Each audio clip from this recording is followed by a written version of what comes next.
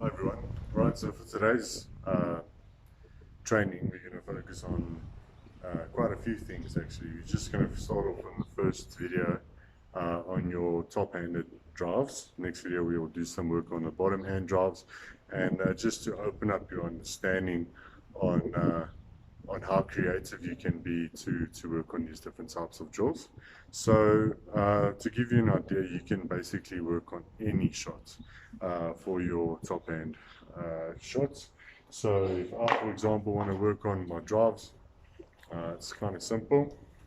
So I just basically work on going through my techniques with my top hand. If I want to do a pull shot, I can work on my pull shots. If I can do my cut shots, my glances, sweeps. So there's many different ideas and many different creative ways that you can work on working on your top end. So if I can maybe advise incorporating this in your training, I would say work at least on 20 repetitions per drill. So there's different drills you can work on: hitting a stationary ball off the ground. You can work on doing a chin drive, a simple drop drive, throwing the ball against the wall and going through the shots. You can have your brother, your sister, your mom or your dad feed you a couple of deliveries if you have a bowling machine at home. So there's many different ways. My idea is just to work on as much repetition as possible to really work on good development. All right, so we're going to start off first with the simple stationary ball. Again, the links are very important. So what you want to try and focus on is that as you play the shots, try not to open your hips, try not to open your shoulders, try not to step forward after you've hit the ball. So there's many different ways that students can do this quite wrong. So you want to work on balance. So let's start off here.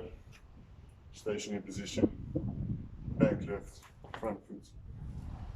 Contact, stationary position, back lift, front foot, and then down drive. You just want to make sure you don't hit the ground with the bat. If you're on grass or if you have a rubber mat, then that will help quite a bit. Right, then shoulder drops. Again, top hand on its own.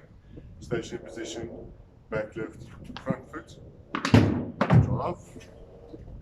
Then we have simple low drive. So stationary position, back lift, step, drive. And then we'll just feed the ball against the wall. Nice and simple.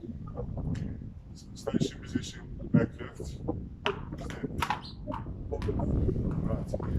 So I know space can be limited. I know it's not an actual cricket net that you're working in, but just working on these different movements, even if you just focus on working on drop drives, chin drives, hitting the ball off cones, it's really just extremely vital to go through these links and go through these movements. As you hear me say, stationary position, back lift, front foot, contact, finish. So if you just emphasize those movements, emphasize those links, your batting will improve by quite a bit. Instead of just focusing on one movement, you're really just working on your weight transfer, your balance, on understanding how the different shots looks like, and it will really inevitably just benefit your batting.